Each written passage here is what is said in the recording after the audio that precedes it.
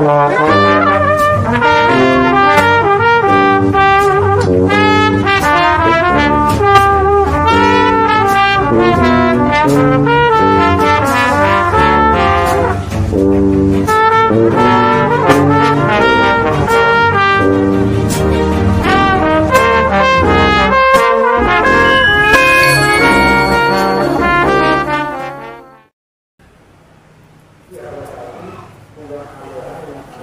warahmatullahi wabarakatuh. Waalaikumsalam warahmatullahi wabarakatuh. Nanya Pak ya? Ya, siap. Ini akhir-akhir ini kan Volumenya agak sedikit ya, agak maju. ini akhir-akhir ini zaman kan kegiatannya giroh atau semangat untuk tolabul ilmi atau ngaji itu kurang. Apa ada pengaruhnya dengan kondisi yang terjadi di sekitar kita atau ulama-ulama kita? Apa perlu mujadid lagi seperti pembaruan metode-metode gimana gitu supaya orang bisa seperti orang-orang dulu, salafus soleh apa gitu, sampai ngaji dia sampai tua, sampai akhir hayatnya masih menuntut ilmu terus. Itu menurut Pak Yai gimana itu tanggapannya? Tanyanya lumayan ini. Akhir-akhir ini giroh untuk tolak ilmu ya, menuntut ilmu, pengajian lah. Itu sepertinya kurang giat ya, kurang semangat dibandingkan dengan dulu gitu ya. Kalau orang-orang dulu kan namanya ngaji itu biar jauh, bawa oncor ini ya, jauh-jauh tuh rombongan berangkatnya.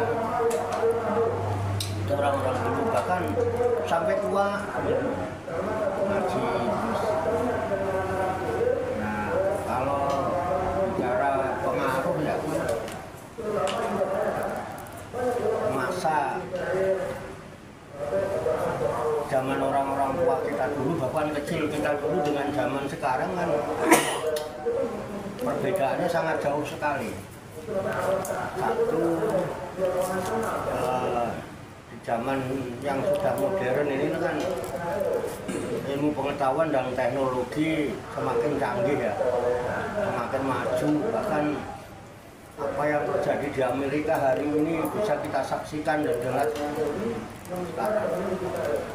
Jadi kalau orang-orang dulu itu masih murni, bersih lah, bersih, tidak terkontaminasi dengan pengaruh-pengaruh macam-macam. Kalau zaman sekarang ini kan justru zaman yang sudah didominasi dengan apa ya, serba teknologi, medsos ya. Bahkan di medsos sekarang kan sulit membedakan mana orang alim, mana orang jahil itu. Kan? Ada yang kita anggap orang alim itu ya, pakai turban, pakai jubah. Di medsos itu isinya ribut melulu, sesama orang alim itu kan. Terus akhirnya kadang-kadang ada orang yang biasa-biasa aja gitu di medsos itu, tapi bicaranya masalah keilmuan gitu. Sehingga masyarakat sekarang itu kan bingung di dalam mencari kebenaran. Terus yang benar sing ndi gitu loh. Jujur aja, misalnya yang benar sing ndi. Sebenarnya kita anggap orang linuweh itu, orang yang punya kelebihan ilmu, gontok-gontokan enggak akur gitu. Ya, kalau kita mau bijak, berpikir bijak itu dengan adanya itu kita jadikan pelajaran. Akhirnya begitu besar itu perbendaharaan ilmu dalam Islam, tapi orang yang awam kayak kita ini di masyarakat umum mau bersikap bingung. Si A begini, si B begitu, si C begono, buat nggak karuan. Ya, Ya bisa jadi kalau kita mau ini harus ada metode-metode ya. Metode-metode yang memang harus ada pembaharuan gitu. Pembaharuan metode-metode apa yang menarik. Ini kan membutuhkan pemikiran yang luar biasa dan bahkan pola pikir itu ya diperlukan untuk menentukan sikap. Pola pikir untuk menentukan cara bersikap, cara berbuat, cara bekerja gitu ya. Bagaimana apa yang kita kerjakan. Kita sendiri sudah berbagai cara sebetulnya. Berbagai cara. Jangankan di lingkup umum, di lingkup jamaah satu masjid aja sulit untuk kompak. Bisa ayo gitu. Dan bisa jadi pemahaman tentang berjamaah, pemahaman tentang berjamaah itu kurang dipahami dan kurang apa ya, kurang begitu dipikirkan. Ya, yang namanya berjamaah itu kan mestinya mengakui adanya satu imam yang harus diikuti. Artinya standar samina wa ta'na itu kan imam. Kita dengar, kita taati, kayak kita sholat itu kan imam kita dengarkan bacaannya. Terus kita patuhi imam ruku, kita ruku. Dan sekarang ini kan nggak dipraktekkan dalam berjamaah, dalam kehidupan. Hanya waktu sholat. Di luar sholat enggak.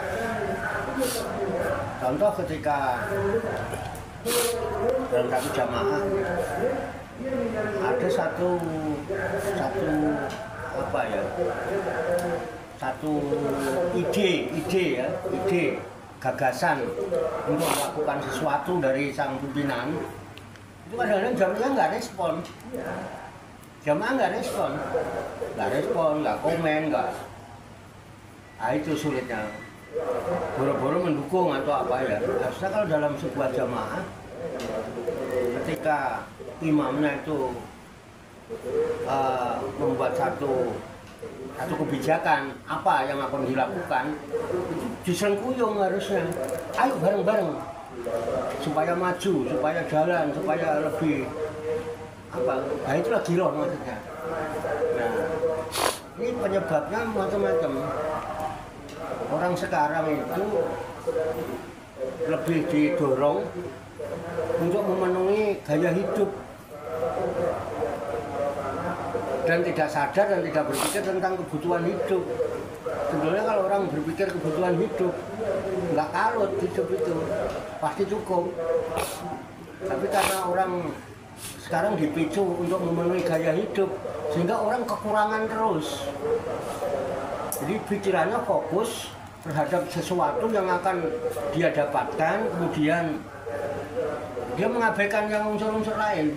Dengan kata lain, urusan gaya hidup itu kan duniawi. Lebih condong kok full ke duniawi. Jadi yang harusnya siang malam itu dibagi, ini malah siang malam dipakai semua untuk duniawi. Nah, Rasulullah saja memilih waktu malam untuk urusan akhirat, pendekatan diri pada Tuhan. Itu dengan sholat sunnah di waktu malam. Ada hadis kuncinya itu. Apabila hambaku mendekat kepadaku dengan melakukan amalan-amalan nawafil, amalan sunnah, maka pada kala itu aku sangat bahagia, maka aku cinta sama dia. Tangannya adalah tanganku ketika dia berbuat, lisannya lisanku, dan itu di hadis kunci kan ada itu ya. Nah itu sebetulnya, nah ini salah satu faktor itu lah. Untuk metode berikutnya sebetulnya pola pikir. Pola pikir inilah yang harus digulawentah. Tentunya nggak perorangan, harus sama-sama. Ada komunitas yang memang berusaha merupakan pola pikir apa gitu ya, yang bisa untuk menentukan cara kerja kita di dalam berdakwah, sehingga umat ini mulai bangkit, ada giroh. Bisa jadi umat ini merasa jenuh dengan janji-janji yang tidak pernah ditampakkan gitu. Janji nanti, tapi nggak pernah diperlihatkan. Yang dijanjikan nanti itu apa bentuknya itu kan nggak pernah ada. Dan nantinya itu nggak ada batas. Bahkan mungkin sampai kita mati pun masih nanti juga ke anak cucu kita. Apa yang dijanjikan kepada kita sampai kita mati itu ke anak kita itu masih nanti, ke cucu kita masih nanti. Nah ini pola pikir ini loh yang harus dibentuk sebetulnya untuk menentukan sikap. Ya orang sekarang lebih menuntut pada fakta, realita, kenyataan, bukti gitu. Mana sih buktinya gitu. Ketika buktinya itu tidak ada, ya udah. Makanya kita ingin mencoba sebetulnya. Kita sering itu cobalah. Kita menyampaikan sesuatu itu yang sudah kita lakukan dulu.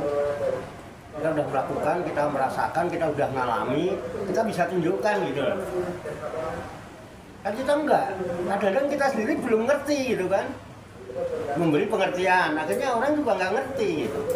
Terus kalau itu berkelanjutan, dia nggak merasakan manfaat apa-apa. Bisa jadi faktor itu. Nah, sekarang orang ngaji kan, pengajian banyak juga kan, harusnya wawasan tentang keislaman itu masyarakat harusnya lebih maju. Tapi kan enggak. Yang ada menghujat, caci maki, ya kan, menyalahkan, menghakimi. Nah itu akhirnya sembuh lah, aku ngene jadi salah ngono jadi salah ngono. Nah, kita kan sudah mencoba. Misalnya masalah ngaji Al-Qur'an ya. Ya, kita berusaha ada kajian, ada tadabburan ya, ada tafakuran, ada tadarusan. Kemudian bagi orang-orang yang sudah membaca Al-Qur'an, ingin memperbaiki bacaan Al-Qur'annya, itu kan kita adakan sudah semaan. Siapapun yang rajin semaan, lambat laun bacaan Qur'annya mesti bagus. Ya kan? Karena bacanya di semak. Itu kan kita udah coba itu ya kan? Sebetulnya. Nah, tinggal berikutnya, ayo kita kaji, kita mendalami apa sih sebenarnya isi Al-Qur'an ini. Kegiatan ini nggak pernah ada. Di mana-mana kayak gitu, ceramah, ngutip aja ininya, di sini nggak aktif. Kalau kayak gini kan aktif sama-sama. Nah, jadi kalau untuk faktornya ya faktor kondisi zaman yang berubah. Sekarang banyak pengaruh-pengaruh pemikiran-pemikiran modern yang ditunjang dengan teknologi yang canggih ini, sehingga orang lebih condong ya semua didigitalkan gitu ya kan.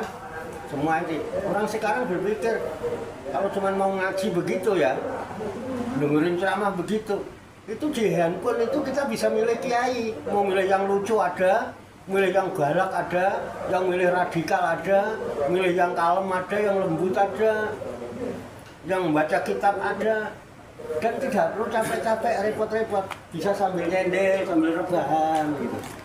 Kalau perlu dicolok itu pakai headset itu sambil rebahan, bisa sekarang. Makanya sekarang itu bagaimana kita bukan berpikir pintar tapi berpikir cerdas. Coba pakai bilhal. Kalau perlu kita mengadakan sesuatu yang baru, yang menarik gitu. Kalau nggak ada, sulit sekarang. Sulit. Yang berjalan itu memang yang komunitas-komunitas yang sudah ada, dan bahkan kuantitasnya bukan bertambah, malah kan kalau kita lihat berkurang lah di Pulau jauh sekarang ini. Ya, ini harusnya dirembuk bareng-bareng, dijadikan baksul masail misalnya kan, ada pembahasan masalah yang menyikapi kondisi. Kalau kita ngaji fikih lagi kan orang sekarang udah pinter-pinter.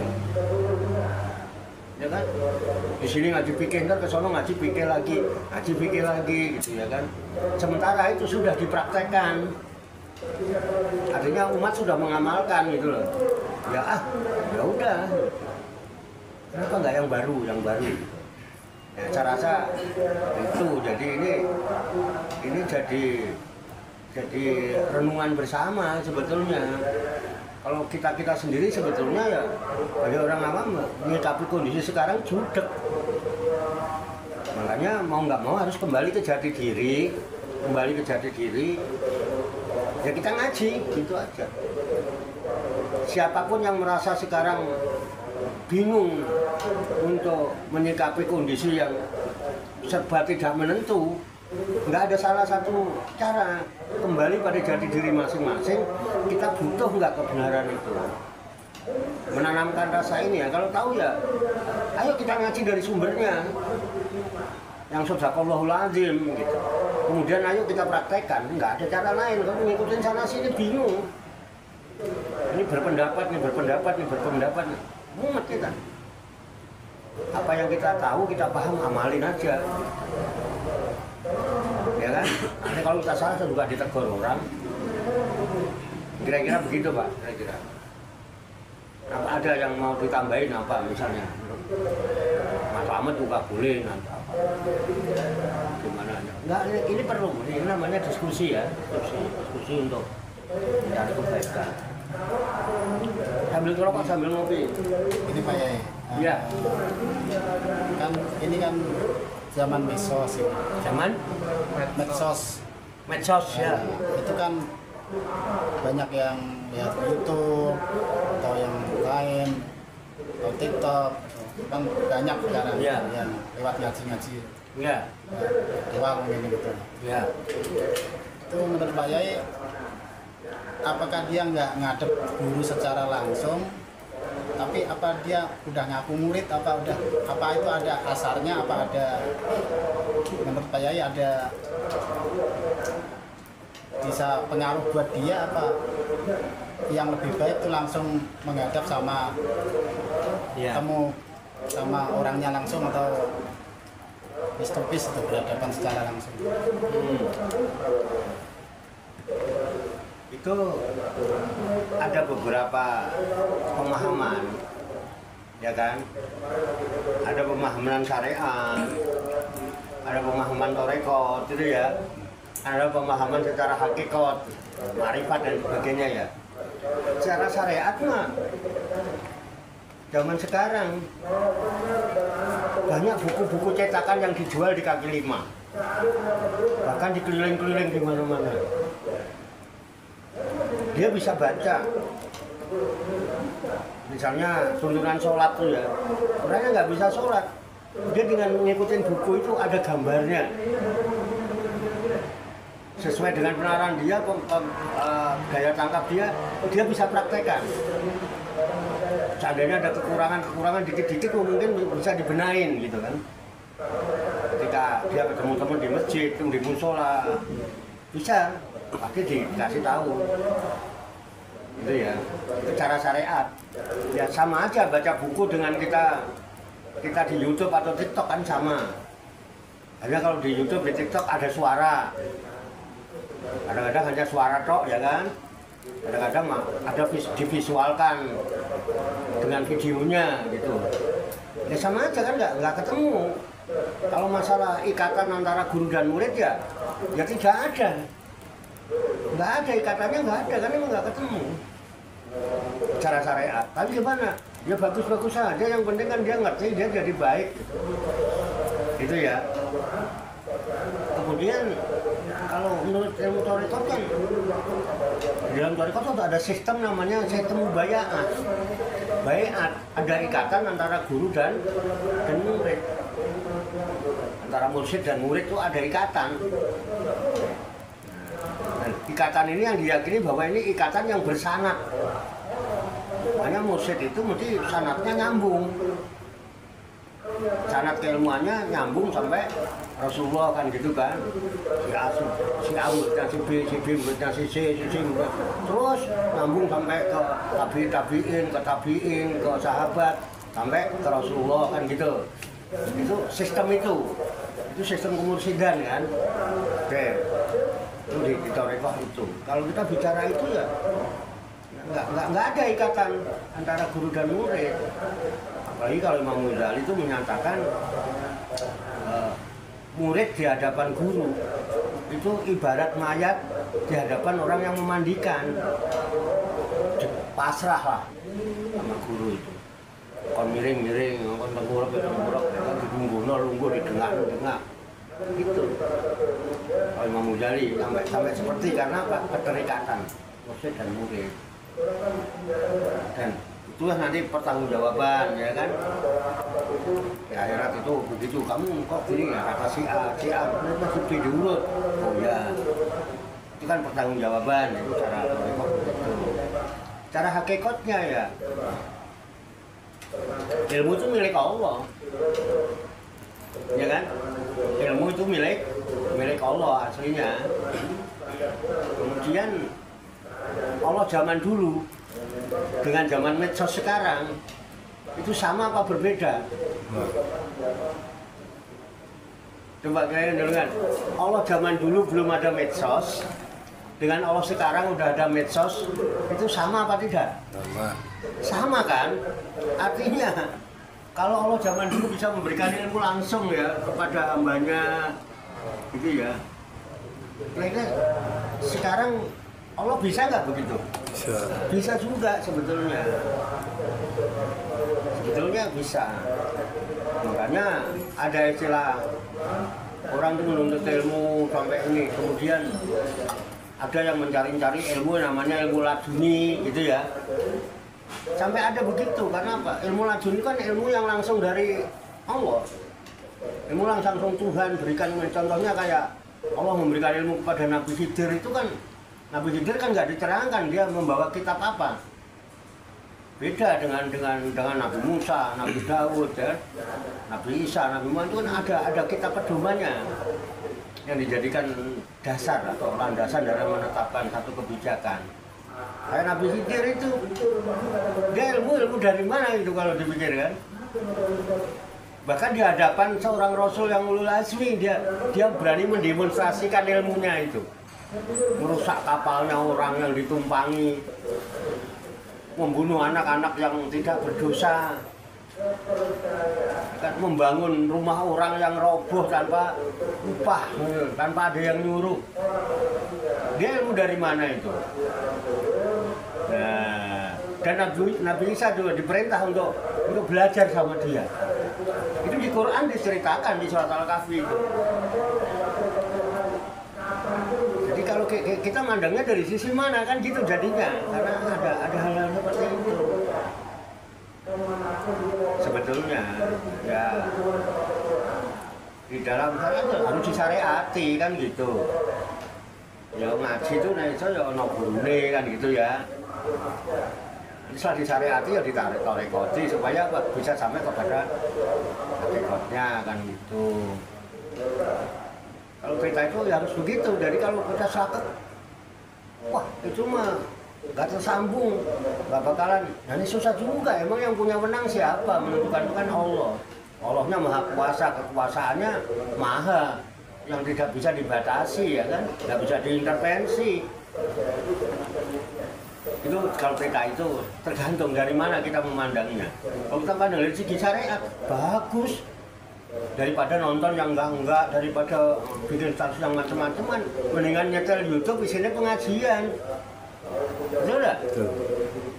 Itu kalau meresap juga bisa merubah pola pikir, kekejiwaan. Banyak yang itu anak-anak itu yang main itu TikTok itu yang kejiwaan, banyak yang faktor kejiwaannya terganggu, terpengaruh dengan medsos itu banyak. Ya kan? Ya anak sekarang banyak anak mulutnya kotor, manjung. Itu kan gara-gara nonton main game yang pakai top up itu. Kan bentak-bentak sendiri, ketawa sendiri kadang kan, teriak-teriak sendiri. Itu kan terpengaruh jiwanya. Bisa mempengaruhi juga bisa. Walaupun itu sebetulnya. Jadi dari mana mandangnya gitu ya. Tetapi alangkah baiknya ya menuntut ilmu itu ya cari guru, memilih guru, ya kan, memilih guru itu penting ya, terutama ya sanadnya gitu ya. Sanad itu ya, jalur kemuslihan di Toriko itu kan penting. Kalau tanpa mursyid misalnya bagaimana? Ya kalau kita kembali secara hakikat ya Allah itu mursyid yang hakiki malah. Kan begitu ya. Pembimbing sejati. Itu makanya masalah nuntut ilmu ini kan Nabi membagi dua, memberikan wacana pada kita. Masalah ilmu ya. Nabi pernah mengatakan al ilmu ilmanin. Al ilmu fil qalbi bahwa ilmu nafi. Nah, kemudian al ilmu ala lisan padalika hujatullah ala khalqihi. Jadi ilmu itu ada dua macam. Al ilmu ilmanin. Yang pertama adalah ilmu fil qalbi. Ilmu yang tertancap ke dalam kolbu. Padalika ilmu nafi. Maka itulah yang disebut ilmu yang bermanfaat. Jadi ilmu yang bermanfaat itu ilmu yang tertancap ke dalam kolbu. Nah, kemudian ilmu ala lisan. Ada ilmu yang cuman lesan, tidak tertancap ke kolbu, tapi yang lesan. Lesan itu bisa menghafal, bisa ya kan macam-macam lah. Nah, padalika hujatullah. Ya, maka ilmu itu hanya ilmu hujah. Ilmu untuk pinter ngomong, pinter berdiskusi, gitu, ya, berdebat apa hujah. Itu ala khalqihi pada makhluknya. Makanya ya udah kalau ilmu manfaat ya ilmu yang ditancapkan di dalam kolbu kan gitu. Ya, ada mengatakan ilmu dohir, ada ilmu batin. Itu kira-kira itu Pak, kira-kira begitu. Jadi pahami ya. Jadi tetap kalau yang bagus ya kita berangkat karena perintahnya berangkat. Ya, pinternya kan nggak diwajibkan pinternya itu. Jadi yang diwajibkan tolaknya, jadi kita berangkatnya gitu. Kalau di YouTube kan nggak berangkat. Nah, itu bedanya. Kalau kita beli buku baca sendiri kan nggak berangkat. Gitu. Jadi berangkat. Ya terus memilih guru gitu ya. Mencari guru. Itu yang utamanya begitu. Gitu ya. Kalau cerita manfaatnya ya tadi satu dipandang dari sisi syariat, dipandang dari sisi torekot, dipandang dari sisi hakikat. Itu Pak kira-kira gitu. Monggo kalau mau di itu ada pahaman lain ya monggo. Ya, kita kan nggak untuk memponis ini saat ini enggak lah. Ya. Pak nanya Pak. Dari sudut pandang mana monggo. Ya. Hah? Ayo silakan. Ini. Coba isi waktu. Saya nanya dah. Mengapa sholat sunnah 2 rakaat sebelum subuh lebih baik dari dunia dan sisinya? Mengapa Sholat sunnah 2 rakaat sebelum subuh ya? Iya. Lebih baik dari dunia dan sisinya, kan ada apa gitu berkata gitu, hadis apa tuh? Hadis Ya. ya, jadi ada hadis bunyinya begini, rok atani qabla subhi khairul laka minad dunya wa ma fiha. 2 rakaat sholat sebelum subuh yang kau lakukan itu lebih baik daripada dunia beserta isinya. Jelas. Bayangkan ya, orang lilir ya, bangun tidur ingat Allah kan, terus sholat 2 rakaat. Itu kalau diukur dengan dunia seisinya lebih baik itu. Karena apa? Konsekuensi daripada pernyataan walal akhiratu khairul laka minal ula. Akhirat itu jauh lebih baik daripada dunia. Kamu bangun tidur harusnya mikirin dunia, kok malah ingat Allah, mikirin sholat itu loh. Harusnya kan sarapan sih, apa ngopi sih, boleh apa sih gitu loh. Ya kan? Kayak orang kebanyakan duit aja kan gitu. Kalau dinilai itu, tapi karena buktinya nggak ada, orang juga nggak tertarik kan Pak. Kembali ke tadi, kita sering menyampaikan itu, ini kan kalau pikir ya, tapi nggak pernah bisa membuktikan kan. Ya, orang nggak pada tertarik kan, makanya orang pengajar nggak ada. Karena begitu. Ukuran akhirat tuh nggak bisa diukur. Makanya kalau cerita akhirat itu justru adanya di waktu malam sampai fajar. Itu urusan akhirat sebetulnya. Kalau urusan dunia itu siang, dari pagi sampai malam sore gitu ya. Itu urusan dunia. Urusan dunia itu pagi sore. Ya kan siang malam gitu ya. Makanya kalau orang yang urusannya dunia biasanya nyebutnya, ini kan sekarang Rebu ya. Orang nyebutnya Rebu malam. Karena dianggap malam ini masih Rebu. Jadi kalau orang akhirat malam Kemis sudah. Sudah malam Kemis. Malam. Saya begitu. Nanya Pak ya. Ya, Ini fakta di kampung saya nih, di kampung saya. ya. Ini, Fakta di kampung. iya, ini di kampung. Ada seorang bos lah, Bos, punya bos. pabrik sabun nih, punya pabrik sabun. Dia berkorban dengan hartanya itu Pak. Iya. Dia itu sehingga warga itu ngikutin apa yang beliau katakan, saya ikut Bapak kalau Iya. Bapak, karena dia semua itu yang danain dia, mau Agustus mau apa kan, oh bisa ngumpulin orang banyak. Sedangkan Ustadz atau Kiai nggak bisa seperti itu Pak, ngomong Ya. tapi baik-baik aja tapi nggak bisa buktikan secara finansial. Ya itu kan fakta itu kan. Iya, Kiai atau Ustadz kalah Pak. Itu fakta itu yang Malah Kiai sama Ustadznya nurut sama dia juga malah. iya diundang dia sekalian itu. Betul. Ya, itu kayaknya bukan di kampung jenengan toh. Ya kan? Kayaknya di sini juga kayak begitu. Ya kan? Orang kaya kok dermawan itu lebih ditaati. Kenapa? Bisa membuktikan.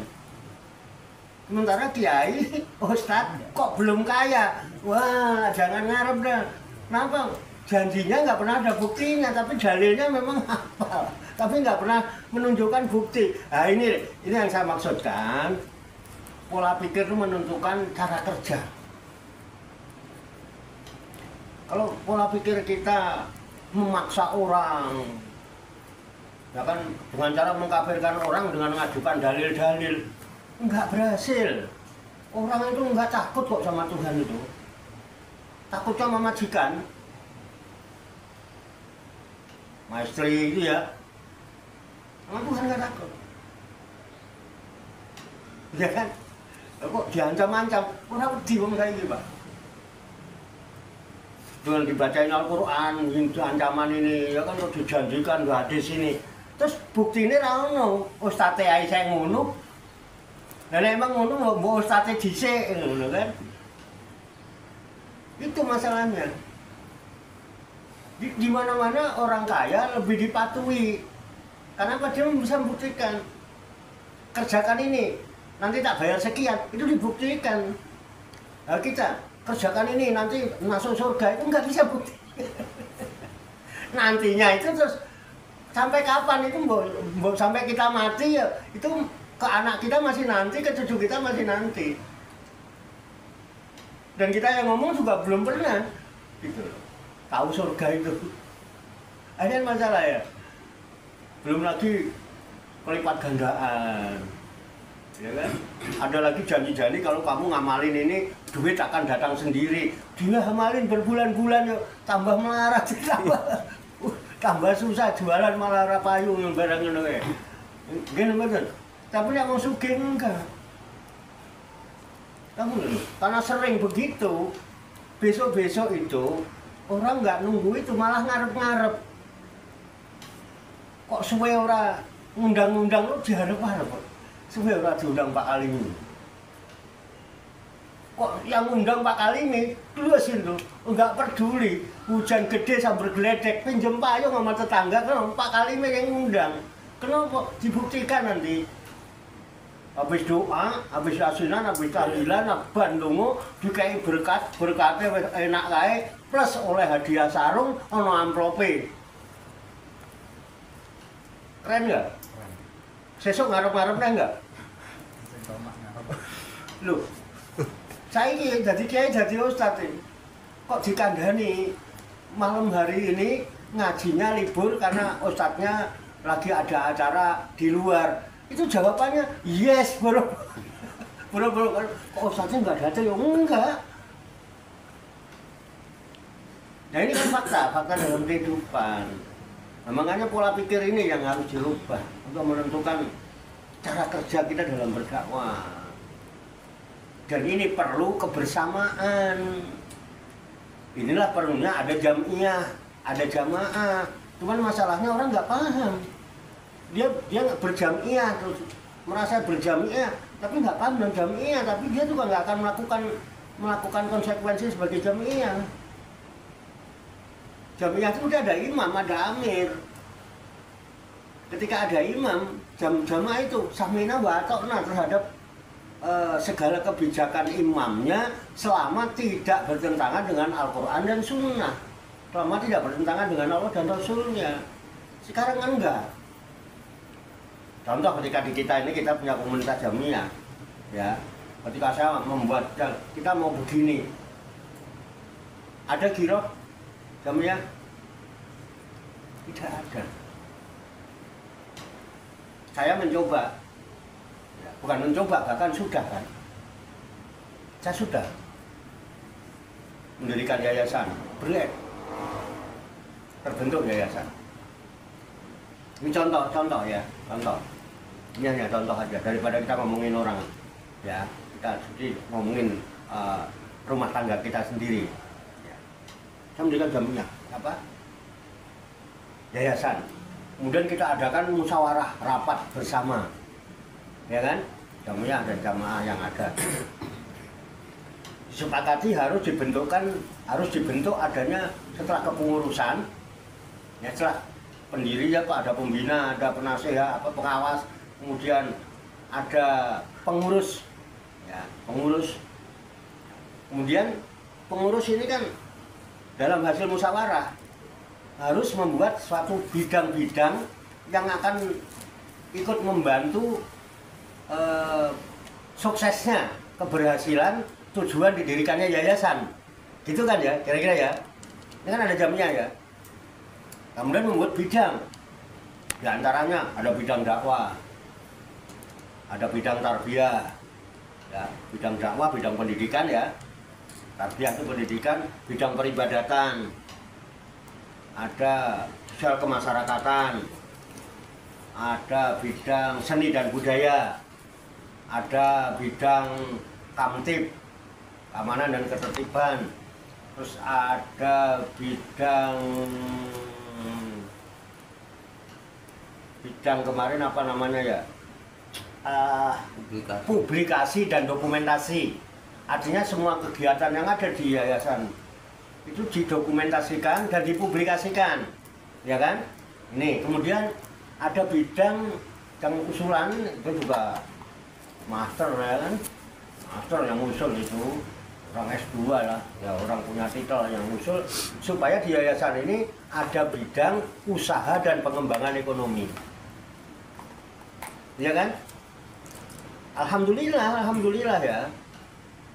Bidang dakwah udah jalan. Memang sebelum berdiri yayasan kita sudah bergerak di bidang dakwah. Tarbiyah udah jalan. Sebelum ada yayasan Padepokan memang gerakannya aja harokah dakwah buat tarbiyah itu udah jelas, inti itu sudah jalan. Ini peribadatan alhamdulillah jalan peribadatan. Kita punya masjid sekarang, ya kan? Kita punya masjid, kita punya jamiah. Ada masjid, ada pasujudan kan? Gitu. Ada tempat sholat gitu. Itu masalah peribadatan. Lengkaplah kita, lengkaplah, boleh dibilang lengkaplah. Tinggal tergantung yang mau ibadah. Mau ibadah apa? Terus apa yang nggak terlayani? Kebekasan kita ada, manakiban kita ada, istighosah ada, tawajuhan kita ada, dzikrul kamilah kita ada, semaan Quran ada.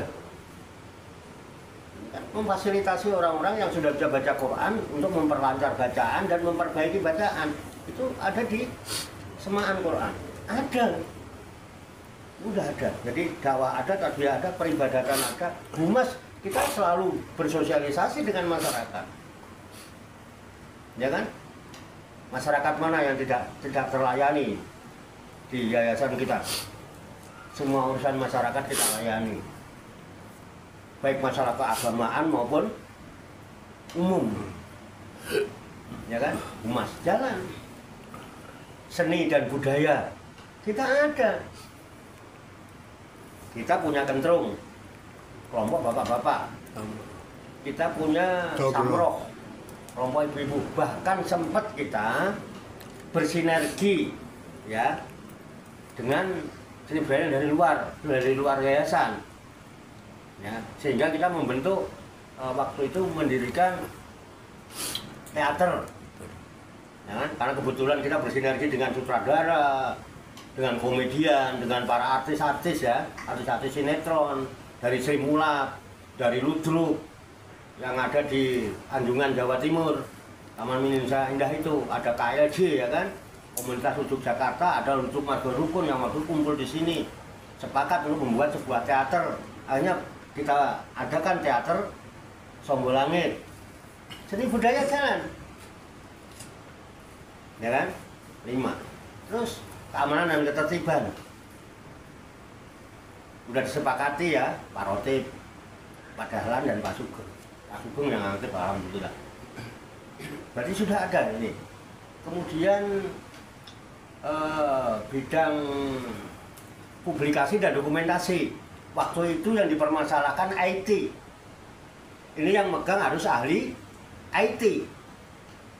Nah, ahli IT tidak ada.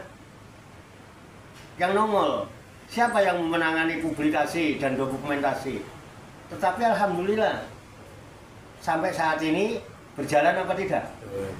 Ini dalam rangka publikasi. Ini dokumentasi. Apapun kegiatan di sini didokumentasikan dan sudah ribuan dokumentasi yang tersimpan dan sudah terpublikasi. Bahkan kalau kita hitung sekitar lebih kurang 50.000 yang sudah tahu tentang kita, artinya menonton. Tapi yang aktif 800 lebih. Kita memanfaatkan medsos untuk dakwah. Udah jalan dan boleh dibuktikan, boleh dicek. Nah, jalan ya. Kemudian ada yang ini adalah usulan ini usaha dan pengembangan ekonomi. Nah, di sini kan dakwah saya ada di dalamnya. Saya ada nggak di dalam bidang dakwah? Saya aktif di bidang dakwah, walaupun saya sebetulnya tidak perlu gitu-gitu.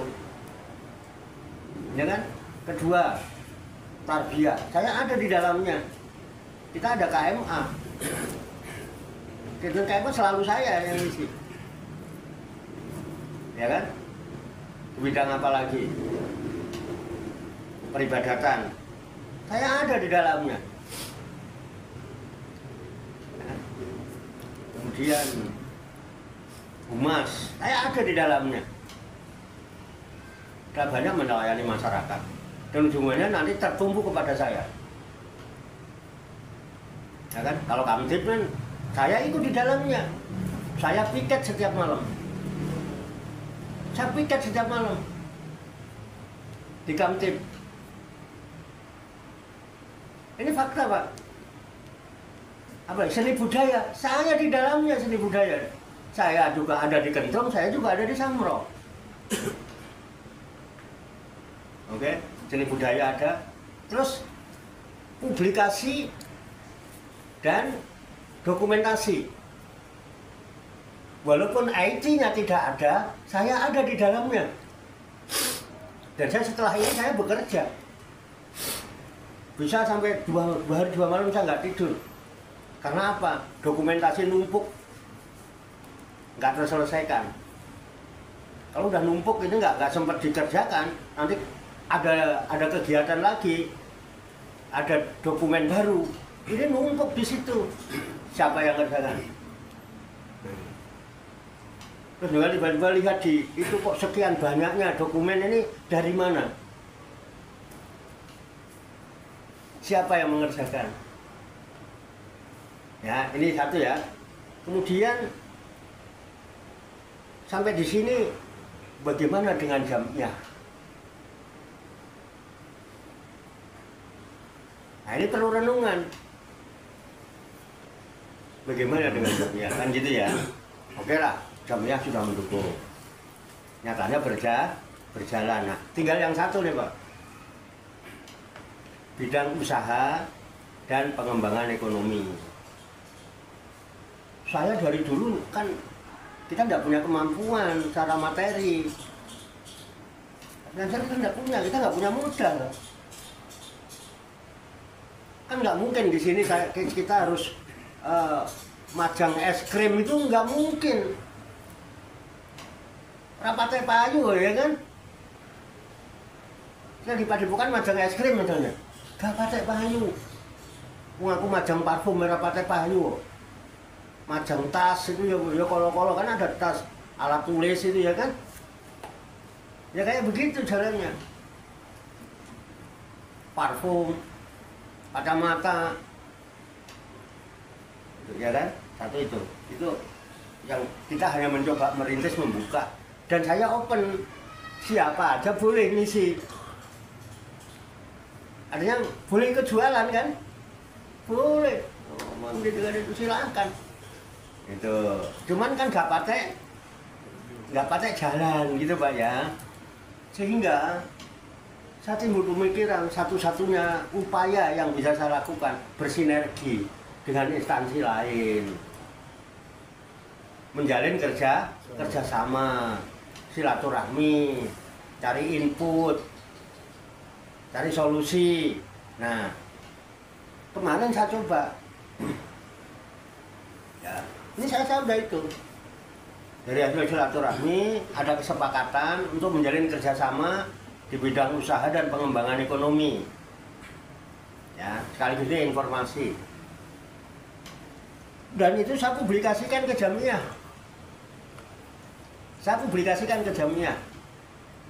Sebagai bentuk woro-woro.